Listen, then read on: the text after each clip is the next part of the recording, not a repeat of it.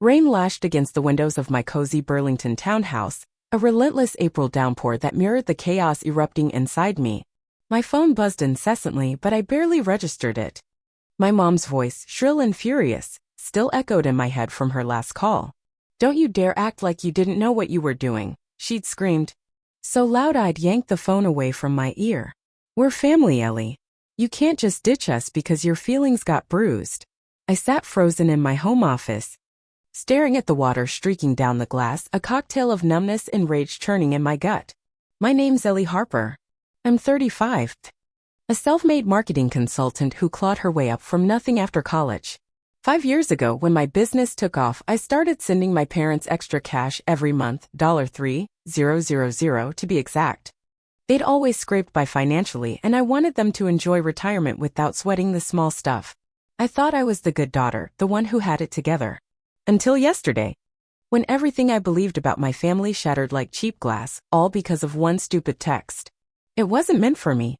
My brother Nate had slipped up, firing off a message to our family group chat instead of the secret thread he shared with our parents. The family ATM just sent another $3,000 he'd written. My dad's reply? "LMAO. Keep that cash cow mooing. She's too dense to figure out we're milking her." Then my mom. "Just bought those golf clubs your dad's been eyeing. Ellie'd lose it if she knew her money went to that instead of meds." The screenshots flooded in after Nate tried and failed to delete them. Years of their scheming laid bare. How they played me. Preyed on my sympathy and squeezed every dime they could while laughing behind my back. I couldn't breathe as I scrolled. 3 years of lies. Expensive vacations while they whined about prescription costs. New cars while they claimed the heating bill was crushing them. My phone had been a war zone ever since. Dad swearing it was just a joke. Mom insisting I'd misunderstood. Nate claiming he only went along to keep the peace. But their own words told the real story. The rain outside turned into a full-on storm, matching the fury building in me. I'd bankrolled their cushy lives, thinking I was saving them, while they snickered at their stupid, successful daughter. A sharp knock jolted me from my spiral. Through the peephole, I saw Nate, drenched and pitiful, standing on my porch. My jaw clenched. I wasn't ready. But maybe it was time to hear him out and unload a few things myself. I cracked the door but blocked the way. "What do you want?" "Ellie, please, can I come in? I can explain everything," he begged. Rain dripping from his hair. "Explain what?" "How you've all been cackling at me for years." I shoved my phone in his face, the screen flashing his text. "Just told Ellie Dad needs dental surgery, cinch." "It's not what it looks like," he stammered, voice breaking. "Mom and Dad started it. I just went along." "So you were just following orders, huh? Like some money-grubbing lackey?" The words flew out, sharp and bitter. "I've been sending $3,000 a month, Nate. That's $36,000 a year. For 5 years. Do the math."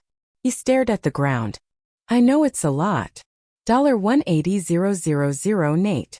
And that's not counting the emergencies, Dad's medical bills, Mom's broken furnace. I skipped a vacation for that $5,000 furnace fix that never happened." My stomach twisted as I spat it out. Meanwhile, Dad's out golfing with clubs I paid for, thinking they were for meds. "Please, Ellie, they're freaking out. Dad's worried about his heart meds." I barked a laugh. "The meds that don't exist? Or the real ones I've been covering while you all splurged on luxury crap?" His face crumpled. "I messed up, okay? But they need your help now. They've gotten used to the extras. They can't pay their mortgage without you. The mortgage on that lakeside condo they bought last year while crying about rent on their modest apartment?" A strange calm washed over me. "Get out, Nate. Ellie, please." "No. I've been Ellie, please, for too long. Now I'm just Ellie. And Ellie's done." He slunk off and I collapsed onto the couch, trembling. Their group chat haunted me. "Dad. Just told Ellie the roof's leaking. Let's see how much we can wring out this time." "Mom. She's such a sucker for family. I almost feel bad." "Almost." "Nate. Betting pool on how fast she sends it?" I'd been their punchline, their cash machine. I yanked open my laptop, pulling up my bank portal. There it was, $3,000 monthly transfers plus $40,000 in emergencies over the years, fake dental work, phantom car repairs, imaginary medical bills. What had I given up? 2 years delaying my own home, 60-hour workweeks. Second-hand furniture, all so they could cruise and golf while I fretted over their groceries. Then I checked the investment account I'd secretly set up for their retirement, a $42,000 nest egg I planned as a surprise for their 70th birthdays. My finger hovered over close account. Not yet. I needed a clear head. I called my best friend and lawyer, Tara. They did what? She roared when I spilled it all. I know, I said, voice hollow. I've been a fool. No, Ellie, you've been generous. They're the ones who should be ashamed. What do you want to do? I don't know. Part of me wants to cut them off cold. Part of me wants to hear them squirm.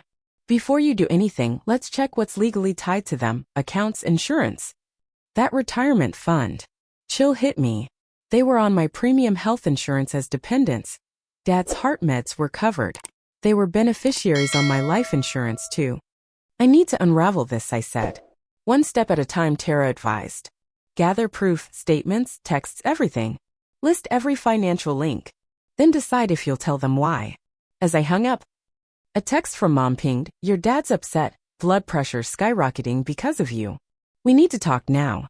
The manipulation hadn't stopped. I ignored it, opened my laptop, and started screenshotting transfers. I created a file, Family Financial Support, 5 years, and listed every sacrifice. By the end, it was 12 pages of betrayal. The next morning, clarity hit like a freight train. I took a personal day from work. This needed my full focus. Ellie Harper speaking. I answered when the bank called back. Ms. Harper, this is Samuel from Vermont Community Bank. You asked about closing an investment account. Yes. I want to shut down the supplemental retirement fund for Richard and Linda Harper. My voice was steady. Any issues with the account? No issues with the account, just the people it was for. After verifying my control, Samuel closed it. The $42,680 would hit my account in 3 days. One more thing. Cancel the $3,000 monthly transfers to their joint account. Effective immediately. Step 1 done. Next, my insurance provider. Dropping dependents mid-year was tricky, but Miguel, a kind rep, found a workaround. Since they have their own residence and you're not their primary support anymore, we can remove them by month's end. They'll get 30 days to find coverage. Perfect. Thank you. Family stuff's messy, he said.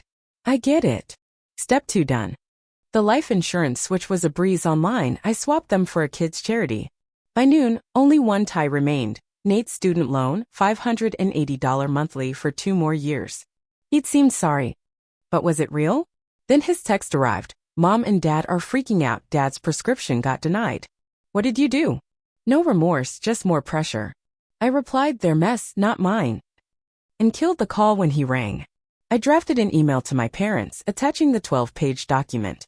Subject, Financial Support, 2018 to 2023. It read, Richard and Linda. Here's every penny I've given you. $221, $800 over 5 years. You're off my insurance May 31st, and the retirement account's closed. Your own messages prove you've lied and mocked me. Don't contact me unless it's to repay what you took. Ellie Harper. I hit send, blocked their numbers, and exhaled. Step 3 done. 3 days of peace shattered when they showed up at my door at 8:30 p.m. Through the peephole, I saw Mom, Dad, and Nate, radiating anger and desperation. Jordan, Dad bellowed. We know you're in there. You can't cut us off without a word. I texted Nate. I've said all I will. Leave or I call the cops. Tara's advice echoed, don't let them in. After a tense standoff, they left, Dad yelling, you'll regret this, Ellie. We're family. The irony stung, they ditched me as family long ago. Emails followed. Mom's guilt trips, Dad's demands. Nate's pleas about their mortgage. Then a certified letter. We're sorry for some tasteless jokes, but Dad's meds are $450 monthly, and we'll lose the condo without you. I called their pharmacy, posing as Mom. Richard Harper's heart meds. Costs without insurance? The answer, $42. Another lie. Nate cornered me outside my office one night, looking wrecked. They're falling apart, Ellie. Dad's talking bankruptcy. Not my problem, I said. There are parents. Parents don't scam their kids and laugh about it. They chose this. The condo's in foreclosure. They shouldn't have bought what they couldn't afford. I brushed past. Tell them to try government aid. They're moving in with me, he shouted. I can't handle that. You're mess now, Nate. In therapy, Dr. Bennett helped me unpack it. I feel strong than awful, I admitted. They canceled their country club membership. I felt guilty. You're grieving the family you thought you had, she said, and redefining yourself without that role. She was right. I tied my worth to being their savior. Who was I now? My Uncle Mark called from Oregon. Your dad asked to live with me, said you'd cut them off. True. I spilled it all. He sighed. Not shocked. He tried that with me years ago. I said no. Why didn't you warn me? Would you have listened? You had to see it yourself. He told Dad to downsize and hung up on him. Validation hit hard. I wasn't the villain. 6 months later, they showed up on my porch. Thinner, grayer, in cheap clothes. We just want to talk, Mom croaked. We've learned our lesson. These months have been hell, Dad added. Lost the condo, the car, living with Nate's a nightmare. I let them in. 5 minutes. We're sorry, Mom said. We shouldn't have taken advantage. We've suffered, Dad chimed in. No country club, Medicare's a mess. They listed losses. Not apologies. No, we hurt you, just we miss your money. Is that it? I asked. We want to fix this, Mom said. We've learned not to take you for granted. No, I said. You've learned you got caught. I'm done protecting myself from you. You're still punishing us. Mom snapped. This isn't punishment. It's freedom. I wish you well, but I'm out. You'll regret this, Mom whispered as they left. Family's everything. No, I said. Family's love, not transactions. I've got that with my friends. The door shut. No guilt, just peace. The ATM was closed and I was finally free.